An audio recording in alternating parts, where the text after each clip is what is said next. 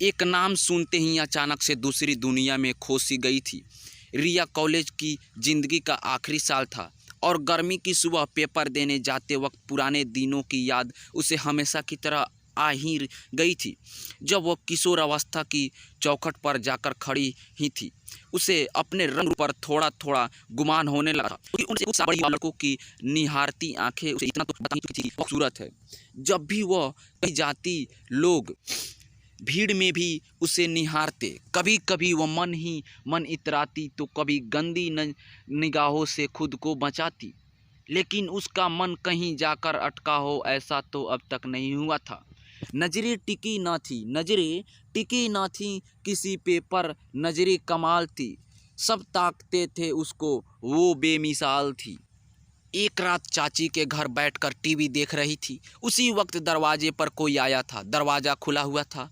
रिया ने झांक कर देखा तो बाहर कोई रिश्तेदार दरवाजे पर खड़ा था। चाची ने उन्हें अंदर बुलाया। रिया को इससे कोई मतलब नहीं था कि घर में कौन आया है। उसे बस अपने टीवी देखने से मतलब था, जो वह बड़ी तल्लीनता से देख रही थी। इतनी देर में रिश्तेदार भी उसे कमरे में आकर बैठ गए जहां रिया तकिया से टिककर टीवी देख रही थी। लेकिन रिश्तेदार के साथ जो अजनबी चेहरा कमरे में दाखिल हुआ तो रिया का ध्यान अचानक ही उस चेहरे पर चला गया।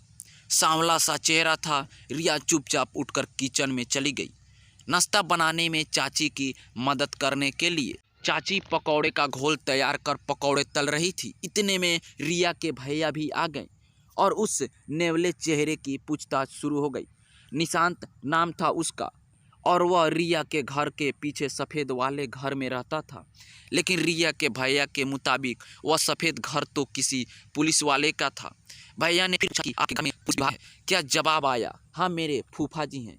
भैया तो संतुष्ट हो गए, लेकिन एक कन्फ्यूज जरूर हो। वह कुछ और कहते रहे, हम कुछ और समझ बैठे। इसी गलतफहमी में दिल किसी और को दे बैठे। बातों का सिलसिला चल ही रहा था। इतने में रिया गरम गरम पकौड़े लेकर कमरे में आई। रिया ने जिद कर कर के बड़े प्यार से उन लोगों के पकौड़े खिलाए। नाश्ता चल रहा था कि रिया उठकर कमरे से बाहर जाने लगी। रास्ते में कुर्सियां रखी हुई थी, जिन्हें हटाते हुए निशांत ने रिया के लिए रास्ता बनाया। बस फिर क्या था, बाली उम्र पर लड़कों की इन्हीं शरारत का अक्सर का जादू चल जाता है, सो चल ही गया। वो मनचलों पर ना मचला जो दिल था मेरा, तेरी शराफत पे सब जीत कर भी हार बैठा हम। बातों का सिलसिला ख़त्म हुआ और मेहमान अपने घर को चले, लेकिन इसके साथ ही एक और भी सिलसिला चल पड़ा था। हर शाम अब रिया जब अपनी छत पर जाती तो उसकी नज़रें घर के पीछे वाले सफ़ेद घर पर होती, जिन्हें छत पर किसी के आने जा रहा था। कुछ दिन तक यहीं चलता रहा, लेकिन रिया के साथ अजीब वाक़या हुआ। रिया जिस छत पर किसी चेहरे को ढूंढती वहां उसे कोई नज़र नहीं आता, लेकिन उस सफ़ेद घर के बगल वाले एक छोटे से घर की छत पर जरूर कोई उसे देखने के लिए रोज आया करता था। रिया कुछ समझ नहीं पा रही थी। वह यह जानने का प्रयास कर रही थी कि यह शख्स वही है जो उसके घर का मेहमान बनकर आया था और दिल में बस गया, या फिर कोई अजनबी चेहरा। लेकिन यह चेहरा अजनबी तो नहीं लगता, बहुत कुछ जानना पहचानना और अपना सा लगता है। वो शक्ल दिल के हर कोने में ढल गई, जैसे आज तक अजनबी न लगा। जो अजनबी था मुझसे, रिया ने अभी 9वीं की परीक्षा पास की थी। वो गर्मी की छुट्टियां ही थी जब छत पर हर शाम एक दूसरे के झलक दिखाई देती थी। घर बहुत पास भी दिखाई देता था, लेकिन छत पर उस दिल के बातों से भर देता था। दोनों एक दूसरे की निगाहों से एक दूसरे को देखा करते थे और अब यह आदत बन किसी शाम से लेकर रात को छत पर सोने तक निगाहें उस छत पर होती थी। सुबह उठते ही निगाहों फिर उसी छत पर जा टिकती थी। दोनों ही छत पर किनारे नहीं होने का सबसे बड़ा फ़ायदा यही था, जब जिसकी नींद खुलती बिस्तर पर लेटे लेटे ही एक दूसरे को देखना शुरू कर देता, जैसे दुनिया भर की रूमानियत इन दोनों को बख्शिश हो। खुदा ने तुझे देख देख सोना, तुझे देखना जगना, मैंने ये जिंदगानी संग तेरे बितानी, तुझ में बसी है मेरी जान, हाय जिया धड़क धड़क जाए। अब रिया को वह सांवली शक्ल कुछ भोली सी लगने लगी थी। गर्मी की छुट्टियां का हर दिन लगभग ऐसे ही गुजरने लगा। उधर निशांत भी 12वीं क्लास पास करके इस साल कॉलेज में दाखिल होने वाला था। अब यह सिलसिला बढ़ने लगा था और रिया की सहेलियां भी उस अजनबी के किस्सों से वाकिफ थी। कॉलेज खुल चुके थे। रिया की सहेली दीप्ति भी इस साल कॉलेज जाने वाली थी, जिसका उत्साह रिया और पारुल पर भी चढ़ा। भले ही रिया और पारुल स्कूल में थे, लेकिन तीनों मिलकर घंटों तक स्कूल, कॉलेज और जहानों की बात करते और हंसी ठहाके लगाते। गर्मी की छुट्टियां खत्म हुई। रिया और पारुल के स्कूल शुरू हुए और दीपित के कॉलेज। अब तीनों सहेलियां के बीच चर्चा का नया विषय केवल कॉलेज के किस्से थे, जो दीपित उन्हें सुनाती थी और तीनों मिलकर मजे से चर्चा करते।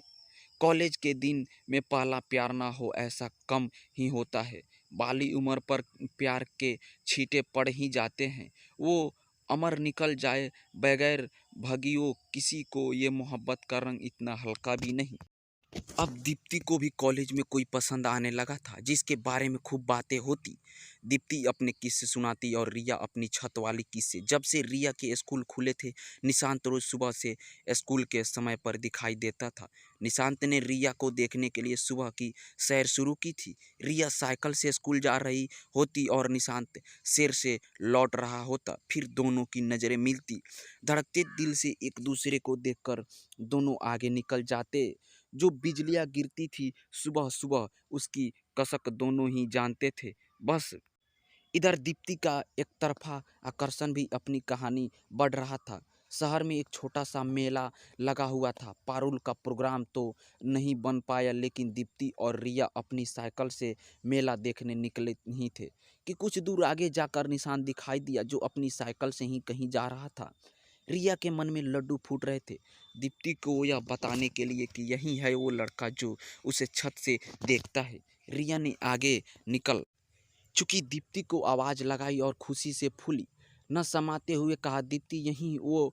दीप्ति बेहद उत्साहित थी। निशांत के देखकर वह भी रिया को ही यही बताना चाहती थी कि यही है वो जिसे कॉलेज में दीप्ति पसंद करती है।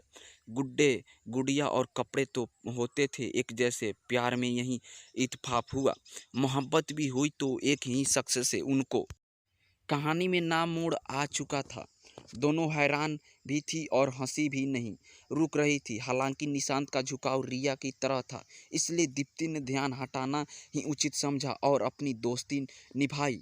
अब दीप्ति ने ही निशांत का नाम पता करके रिया को बताया। बस फिर क्या था, नाम और सरनेम जानकर तो टेलीफोन डिक्शनरी में से नंबर ढूंढने का प्रयास किया गया। 5 से 6 नंबर रॉन्ग लगने के बाद निशांत घर का असली नंबर भी मिल गया था, लेकिन उसने कभी फ़ोन नहीं उठाया। भटकती हुई पहुंची जो उसके दर पर। दरवाज़ा खुला, मिला, पर वो न ही मिला। एक शाम रिया अपनी सहेली पारुल के घर पर खिड़की से बाहर झांक रही थी।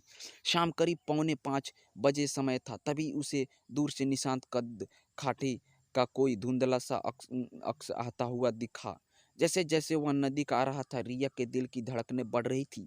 रिया ने जल्दी से पारुल और दीप्त को आवाज़ लगाई, अरे जल्दी आओ ना, निकल जाएगा वह। हाय, वह अचानक सामने आकर नज़र का मिलना यूं लगा जैसे हम न रहें, कत्ल हो गए। 2 घंटे तक की इस मुलाकात का सुरूर उतरा भी नहीं था कि निशांत की वापसी हुई। तीनों सहेलियां बाहर के बरामदे में बैठी थी।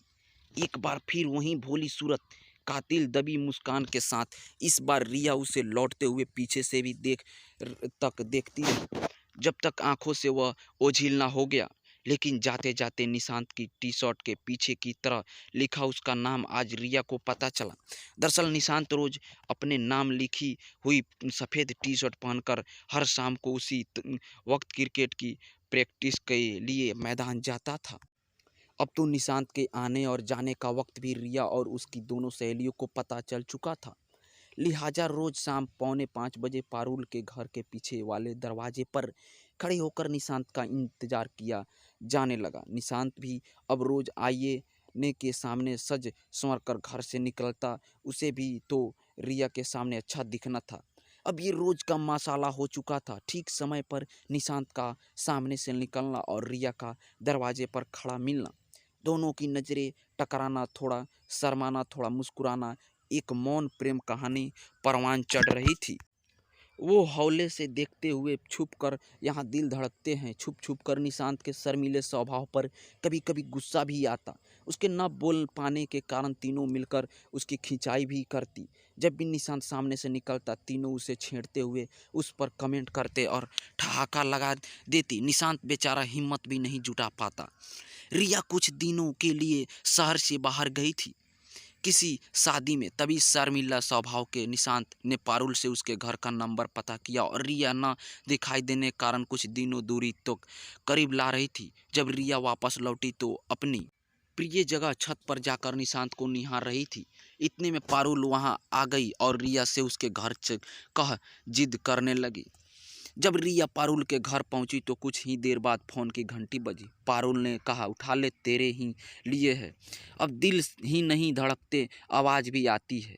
उसकी बातें भी मन को खूब लुभाती है। यहीं से निशांत और रिया की पहली बात शुरू हुई, जहां दोनों ने एक दूसरे के बारे में जाना। अब अक्सर दोपहर के वक्त पर बातें हुआ करती थी जब रिया के घर पर कोई नहीं होता। सुबह इशारों में फ़ोन करने का समय बता दिया जाता और रिया अपने घर के 2 फ़ोन में से एक का कनेक्शन निकाल देती ताकि दूसरे फ़ोन से कोई उसकी बातें ना सुन ले। धीरे से मोबाइल का फ़ोन ज़माना भी आ गया और दोनों की मैसेज और कॉल से रातों को बात होने लगी। अब चल पड़ा था सिलसिला उनकी बातों का। दिल उधर धड़कता था, आवाज़ यहाँ आती थी। निशांत जब बात किए बगैर सो जाता तो रिया घंटों तक बिस्तर पर लेटे लेटे रोती रहती। फिर सुबह छत पर भी निशांत की तरह चेहरा निकलती, लेकिन जल्दी मान भी जाती। यही बात निशांत को पसंद भी थी। दोनों के बीच उपहारों या संदेशों का कभी कभार आदान प्रदान कर दिया करती थी। एक दिन निशांत ने दीप्ति को बताया कि उसकी नौकरी लग गई है, शहर के बाहर जा रहा है। बगैर बात किए वह चला भी गया। इन दिनों रिया ने जुदाई के पलों को बेहद करीब से जिया था, लेकिन ये वक्त भी ज़्यादा समय तक नहीं रहा। निशांत को नौकरी पसंद नहीं आई और वह 1 महीने बाद लौट आया। रिया की जान में जान आई। तुम क्या गए, वो एक एहसास चला गया। अपने के बीच से उठकर कोई खास चला गया। अब इस रिश्ते को 3 साल होने को आए थे और रिया ने बात कर ली थी। अब रिया ने मुंबई के कॉलेज में एडमिशन लेना था। 9 के बीच तय हुआ कि निशांत हर महीने रिया से मिलने मुंबई जाएगा। रिया ने शहर छोड़ दिया और मुंबई में एक हॉस्टल में रहने लगी। यहाँ भी दोनों के बीच प्यार कम नहीं हुआ, लेकिन 2 साल बाद रिया की ज़िंदगी में कई सारे मोड़ आ गए थे। निशांत कभी मुंबई नहीं आया और रिया भी अब बदल चुकी थी। शहर की हवा का रंग उसके पैरों में लग चुका था और वह बहुत दूर जा चुकी थी। अब केवल दोनों एक दूसरे को बस याद किया करते थे। जिंदगी ने उनके साथ ये कैसा सौदा किया, दुनिया की समझ देकर मासूमियत छीन ली। अब केवल दोनों एक दूसरे को बस याद किया करते थे। जब तक रिया के पैर जमीन पर आए वह बहुत कुछ पीछे छोड़ चुकी थी, लेकिन आज भी गर्मियों की सुबह और शाम रिया को वही दिन याद आते हैं। पहला प्यार जो था, बीते हुए लम्हों की कसम, यादें तो होगी, ख्वाबों में ही सही मुलाकात तो होगी। तो हेलो फ्रेंड्स, आपसे एक छोटा सा रिक्वेस्ट है, प्लीज़ चैनल को सब्सक्राइब कर दें और अगला वीडियो हमारा रोमांस का होगा। इसके लिए हम प्रयास करेंगे।